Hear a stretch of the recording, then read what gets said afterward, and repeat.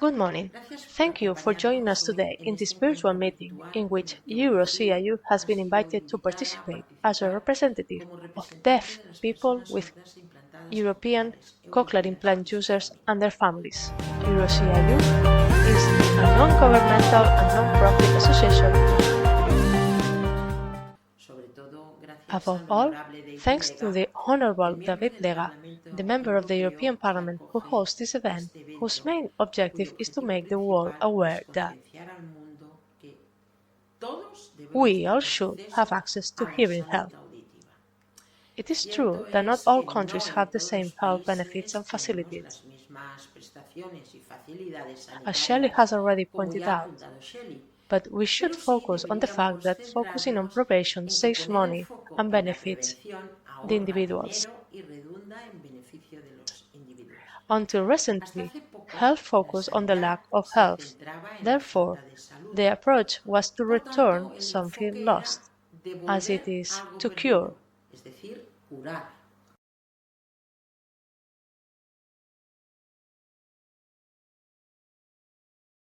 Hi, my name is Ben Glover. I live in London. I had my cochlear implant when I was 2 years old.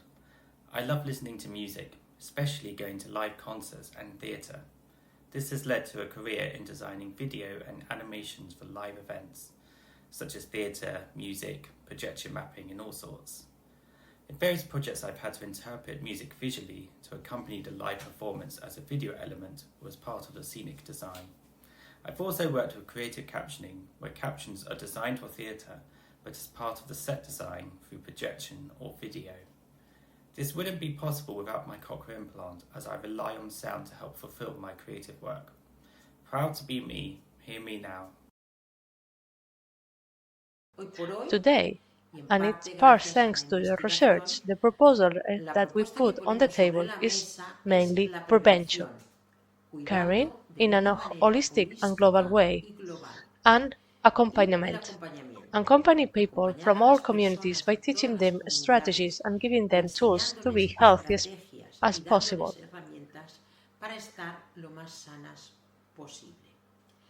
The paradox is that on many occasions, hearing health is seen and experienced as something secondary, as an stigma attached to old age, the deterioration of age, or a loss that does not affect vital organs, in a life or die type, without delving into the actual real problem.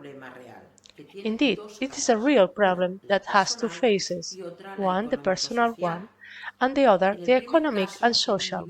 In the first case, the individual stops communicating with his environment and might be isolated, and on many occasions without fully developing, affecting all areas of their work, family, and relational life. My name is Ed. I have now 9 years my cochlear implant. Before my implant, I call only with my parents, and I say I come at 10 o'clock home. That okay, yes, no, and I repeat what they say, and that was my phone call. But now I call everyone.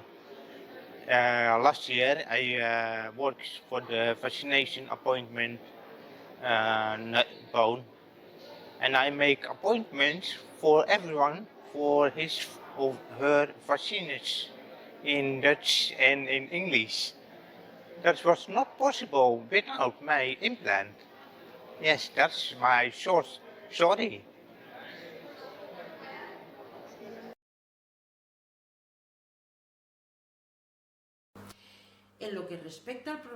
Regarding the social economic problem, when we act a posteriori to solve something of this hearing loss, the actions normally make the process more expensive. Therefore, hearing health access campaigns all should be a priority for any government. But we cannot and must not stop there. Once the problem is detected, it must be remedied, since today we have solutions to alleviate these losses. We have prosthetics such as hearing aids and hearing implants, as well as medical and pharmacological possible solutions. Access to these solutions has already been discussed here, and I think that at this point we must differentiate between children and adults. Even in some countries, that's a clear difference, and I'm speaking of Europe, which, as a president of Euro-CIU, it's what I know the most. Children usually appear as a priority in the different cultures.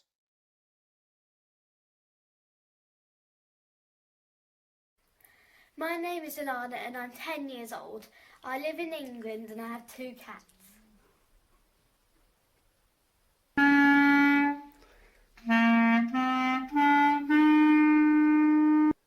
I love my cochlear implants because they help me hear and experience all the wonderful things in life.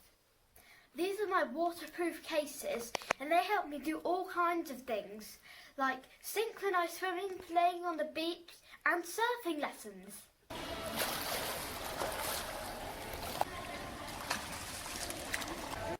Proud to be me, hear me now. Hello, my name is Kush.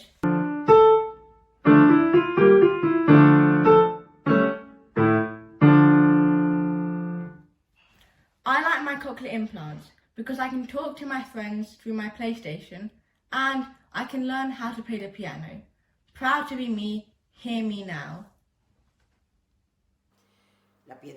We have the touchstone with the elderly, in an aging society that wants to remain autonomous and included.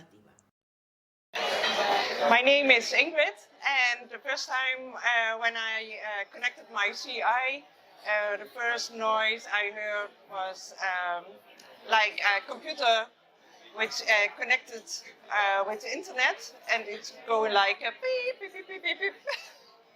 I'm very happy with my implantat. I can understand yet now my wife, my children and grandchildren. Without this, I am deaf. So it is very good for understanding that I have this say. Patrick has already presented us with a screening proposal for adults, which should be included in the different health policies of each country and territory. And Mark will talk about this next, about what it costs not to act using aids, hearing aids or cochlear implants that are already available. We already published a document that's called Spend to Save that talks about this. Regarding traditional hearing aids, that is, Lidia has already told us about the difficulty of access, not only because of the high economical costs are not covered in most countries, but also because of the need of pertinent and specific adjustments for its proper functioning. In the case of cochlear implants, curiously, the elderly does not have an easy access to it, despite the fact that in Europe we have around 500,000 users of all ages, and it's really interesting and even perhaps surprising the fact that we know from the book of the cochlear implant in adults and the elderly presented on the 21st of February in Spain that 50% of the world cochlear implants are in Europe. This makes us proud as to be Europeans, which public health system encourages us to develop in the human values and quality that define the all Europe. We are aware that, and this is a big but, only 1 of 10 possible candidates to be implanted have access to it. It's not just the access that worried us. We have detected that not only in Europe, thanks to the results of the survey carried out by KICA, the International Community of Action, that we have participated, is that mainly health professionals do not value this technology as suitable for people of the third or fourth age, or the elderly. The uncertainty of undergoing a surgical intervention generates a certain fear, And this would be another factor apart from the fact that there is a certain inertia to consider that the lack of hearing is not something important to remedy, and families do not know how much benefit it can bring them.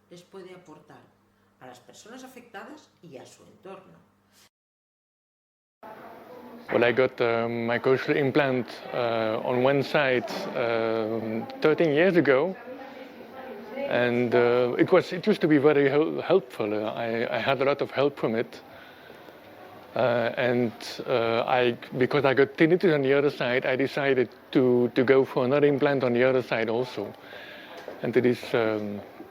It is extremely helpful. I'm very grateful that I can have it, that I'm in fact born at the right period to have such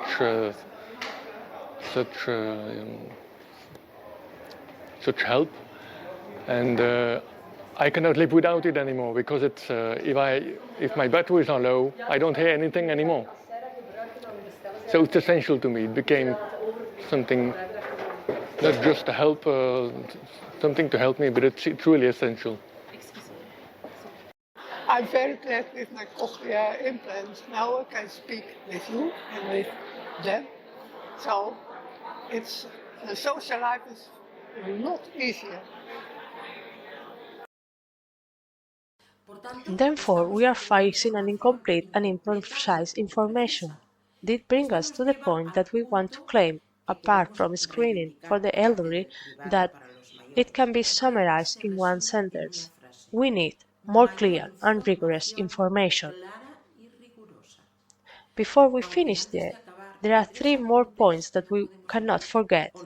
The first one refers to the fact that for cochlear implant to work correctly, we need adequate hearing rehabilitation, which is not always considered in the health services, and this is basic.